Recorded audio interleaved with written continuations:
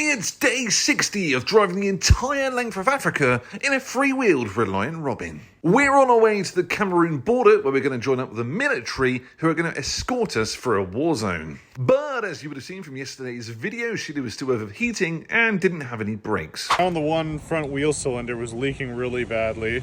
So I replaced that, so now hopefully we should have good brakes. Hopefully it didn't ruin our brake shoes. We'll find out soon. We're finally going to be joining the military convoy. No idea what to expect, whether we'll get on it or how many guns there will be.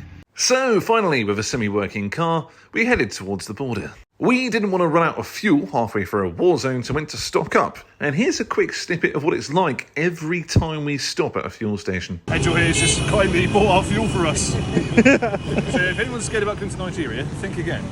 We said goodbye to our fellow travellers and departed for the military convoy. And to be fair, there's a good chance they may not even let us in. We're off to Cameroon. There's supposed to be the military convoy tomorrow morning. Sheila's in a bit of a dire situation. Her brakes are still pretty awful.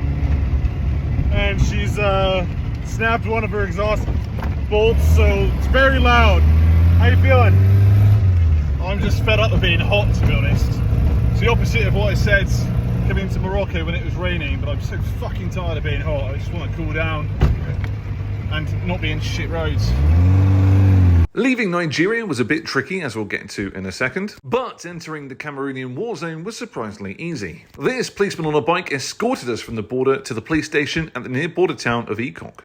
Nigerian hospitality was great, but the police officers at this station not only bought us beer, fed us, changed us money, and got us a hotel for the evening as we organised the military convoy. They then escorted us once again by bike to the nearest hotel in the border town, where we'll be staying until the military convoy for the very next morning. In fact, there was no one actually staying at this hotel. They had to open it just for us. So we're in Cameroon. Technically, illegally, our passports have been seized by the police. We don't get them back until tomorrow. But I've got to say, so far, really nice people. Cheers to Cameroon.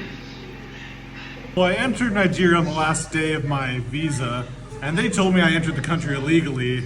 And I told him that someone above him had approved it, and that really pissed him off. And I set off the border guard. But in the end, he started following us on TikTok, and he's a new fan. So the day had finally come. Sheila would be the first ever Reliant Robin to drive in a military convoy. And it was safe to say I was shitting myself. Feeling, Ollie? Pretty nervous, to be fair. I've not driven in a military convoy before, let alone in an active war zone, let alone in a Reliant Robin.